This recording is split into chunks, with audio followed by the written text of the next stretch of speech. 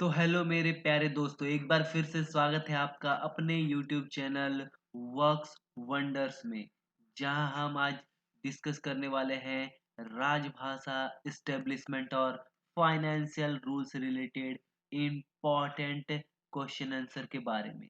हमारा यह सीरीज जो है चुनिंदा प्रश्नों का सीरीज है, जहां पे ऐसे क्वेश्चंस को शामिल किया गया है जो आपके एग्जाम के दृष्टिकोण से बहुत ही महत्वपूर्ण है। और जो लोग दोस्त चैनल पे हमारे नए हैं वो चैनल को कीजिए सब्सक्राइब। साथ ही आपको हमारे ये वीडियो सीरीज पसंद आ रहा है तो वीडियो को लाइक करना ना भूलें। आपका सपोर्ट हमें मोटिवेट करता रहेगा। तो इसी सीरीज में आज हम लेके आए हैं क्लास नंबर 23। इससे पहले हम लोगों ने टोटल 22 क्लास कर चुके हैं। आइए शुरू करते हैं आज के पहले सवाल से, जो रिलेटेड है राजभाषा से। आप राजभाषा के कितने सवालों का आंसर दे पाते हैं, ये आप हमें कमेंट सेक्शन में बताइए। तो आइए सबसे पहला question, how many sections are there in official language act 1963? क्या पूछा गया है? ऑफिशियल लैंग्वेज एक्ट जो 1963 है उसमें कितने सेक्शंस हैं? तो टोटल 9 सेक्शन है। कितने सेक्शन है? टोटल 9 सेक्शन है। राजभाषा की जो ऑफिशियल लैंग्वेज एक्ट 1963 है उसमें टोटल सेक्शन की संख्या कितनी है? 9 है। आइए बढ़ते हैं अगले सवाल की तरफ। अगला सवाल है, in which language is there a provision to give the documents related to disciplinary proceedings to the employee? तो क्या बोला गया है कि जो भी डिसिप्लिनरी प्रोसीडिंग्स होते हैं, जो भी अनुशासनात्मक कार्रवाई की जाती है, तो वो किस भाषा में हो सकती है, उससे रिलेटेड जो डॉक्यूमेंट होगा।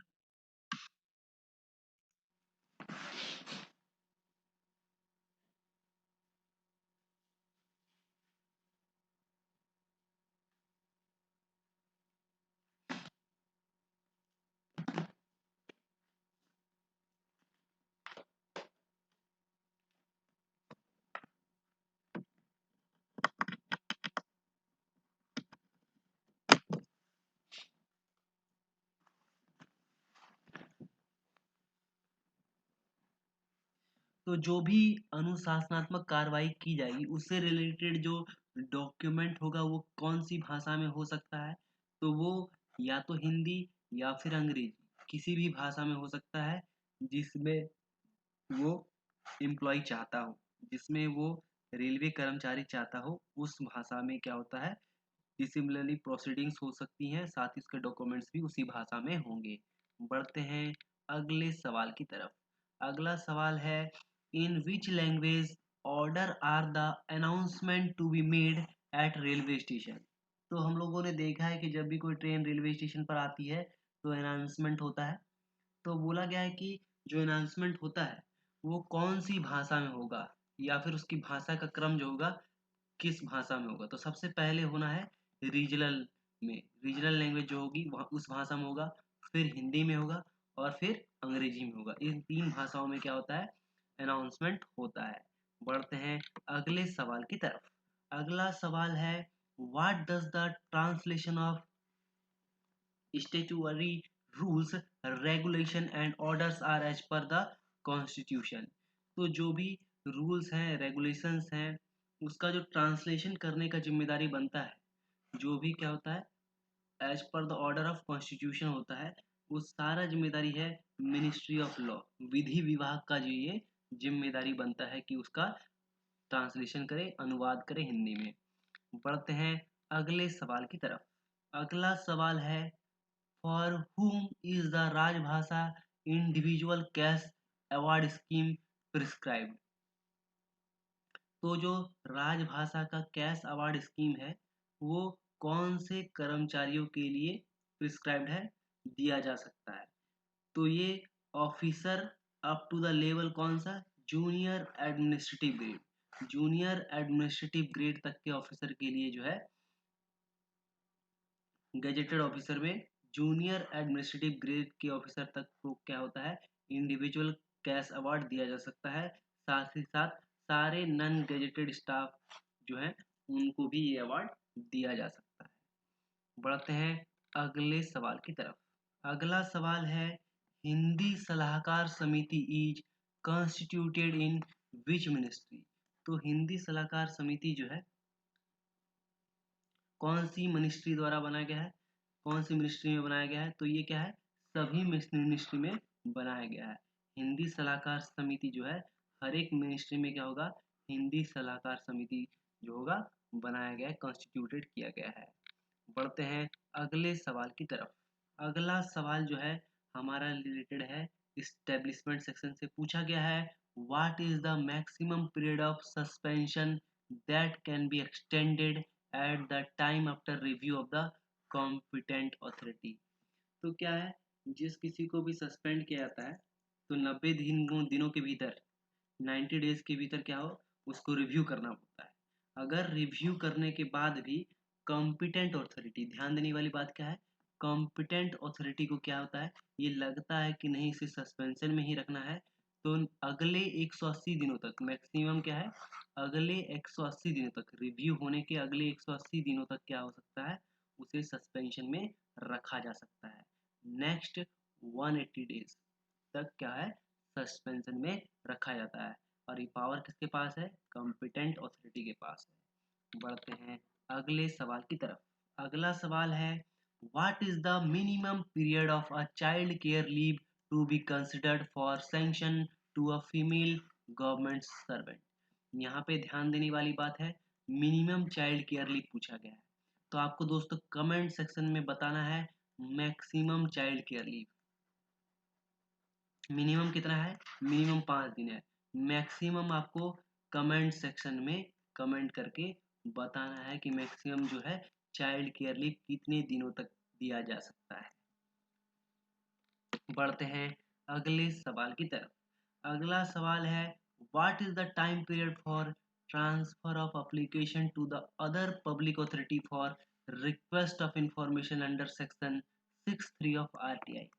तो आरटीआई का जो सेक्शन 3 है, 6 का 3 जो है, उसके तहत क्या है कि जिससे भी हम लोग इन्फॉर्मेशन मांगे, मान लीजिए उससे रिलेटेड नहीं है, तो वो क्या करेगा, दूसरे पब्लिक अथॉरिटी जिससे वो गया है, वो इन्फॉर्मेशन आना है, तो उसको कितने दिनों के अंदर उसको ट्रांसफर कर देगा एप्लीकेशन, 5 दिनों के अंदर। और आरटीआई का जो रिप्लाई देना है, आरटीआई को जो रिप्लाई देना है वो कितने दिनों के भीतर, मैक्सिमम 30 दिनों के भीतर, 30 डेज के भीतर क्या है, देना होता है। और अगर क्या बोला गया है, यहाँ पे क्वेश्चन में पूछा गया है कि अगर कोई पब्लिक अथॉरिटी के पास जाती है तो वो क्या है, मान लीजिए उससे रिलेटेड नहीं है, किसी और दूसरे डिपार्टमेंट से रिलेटेड, तो वो ट्रांसफर जो करेगी एप्लीकेशन कितने दिनों, 5 दिनों के अंदर उसको ट्रांसफर कर देना है दूसरे अथॉरिटी के पास, जिससे क्या हो, वो इन्फॉर्मेशन दे पाए। बढ़ते हैं अगले क्वेश्चन की तरफ। अगला क्वेश्चन है, in case of availing child care leave the age of dependent disabled child, यहाँ ध्यान देने वाली बात है, डिसेबल्ड चाइल्ड के बारे में बात किया है, disabled child should be up to, तो जो भी दिव्यांग बच्चे हैं उनका जो चाइल्ड केयर लीव होगा वो कितनी एज तक में दिया जा सकता है, तो उसका कोई लिमिट नहीं रखा गया है, तो उसके लिए कोई लिमिट नहीं रखा गया है, तो there is a no limit. बढ़ते हैं अगले सवाल की तरफ। अगला सवाल है, who is the custodian of listed document in a departmental inquiry. तो जो भी डिपार्टमेंटल इंक्वायरी होती है उसमें क्या होता है, जो डॉक्यूमेंट्स सबमिट किए जाते हैं डिपार्टमेंटल इंक्वायरी से रिलेटेड, तो उसका कस्टोडियन जो है कौन होता है, उसकी कस्टडी जो है किसको दी जाती है, तो उसका सही आंसर है परजेंटिंग ऑफिसर। आपको कमेंट सेक्शन में बताना है कौन से स्टैंडर्ड फॉर्म के द्वारा परजेंटिंग ऑफिसर की अपॉइंटमेंट की जाती है, ये आपको कमेंट सेक्शन में बताना है। तो हम लोगों ने देखा कि जो कस्टोडियन होता है डिपार्टमेंटल इंक्वायरी का डॉक्यूमेंट से रिलेटेड, वो होता है प्रेजेंटिंग ऑफिसर। बढ़ते हैं अगले सवाल की तरफ। तो लो, जो दोस्त हमारे चैनल पे नए हैं वो चैनल को कीजिए सब्सक्राइब, साथ ही आपको हमारी वीडियो सीरीज पसंद आ रहा है तो वीडियो को लाइक करना ना भूलें। नेक्स्ट है, who will take a decision whether the charges have been established before passing final order. तो क्या है, किसी को चार्जशीट देने से पहले क्या है, कौन ये डिसाइड करता है कि उसे उसके द्वारा जो चार्जेस जो उस पे लगाए गए थे वो इस्टेब्लिश हुए कि नहीं। तो इसका ऑथोरिटी दिया गया है, डिसिप्लिनरी ऑथोरिटी को ये ऑथोरिटी दिया गया है कि उसका जो उसके ऊपर जो चार्जेस लगाए हैं वो सही में साबित हुए कि नहीं हुए हैं। तो फाइनल जो डिसीजन लेगा वो कौन लेगा? डिसिप्लिनरी अथॉरिटी लेगा। बढ़ते हैं अगले सवाल की तरफ।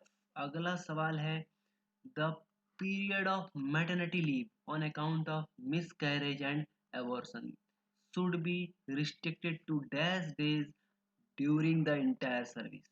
क्या बोला गया है कि जो मातृत्व अवकाश होता है यानी मैटरनिटी जो लीव होता है किस केस में, एबॉर्शन या मिसकैरेज के केस में मैक्सिमम कितने दिनों तक दिया जा सकता है इंटायर सर्विस पीरियड में? तो ये सही आंसर हो जाएगा टोटल 45 डेज दिया जाता है। कितना दिया जाता है?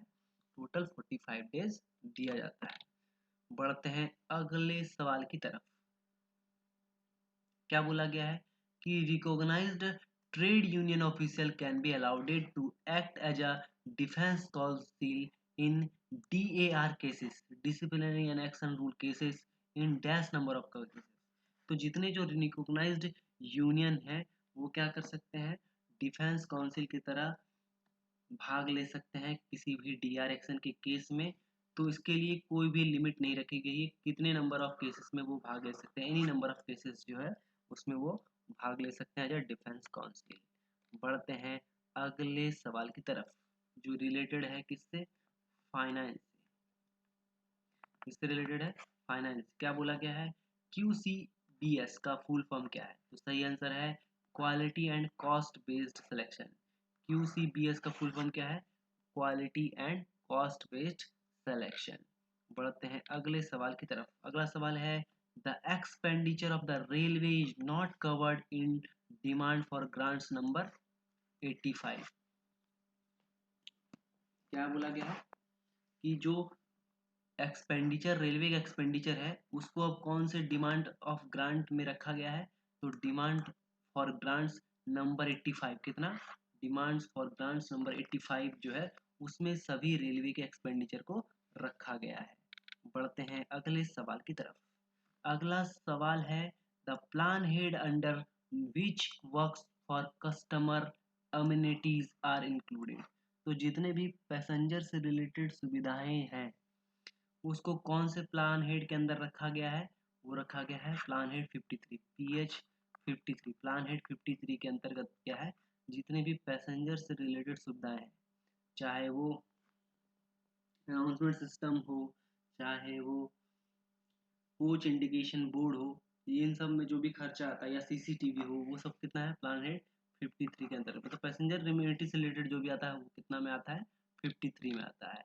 तो इसी के साथ यहीं पे समाप्त होता है आज का हमारा क्लास।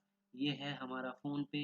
जो लोग हमारे ऐप के लिए अपना मॉनेटरी सपोर्ट देना चाहते हैं वो हमें फ़ोन पे में दे सकते हैं। साथ ही साथ जो लोग दोस्त नए हैं वो चैनल को कीजिए सब्सक्राइब। आपको हमारे ये वीडियो सीरीज पसंद आ रहा है तो चैनल को लाइक करना शेयर करना ना भूलें। वीडियो को करें लाइक और शेयर। मिलते हैं नेक्स्ट वीडियो में, तब तक के लिए धन्यवाद।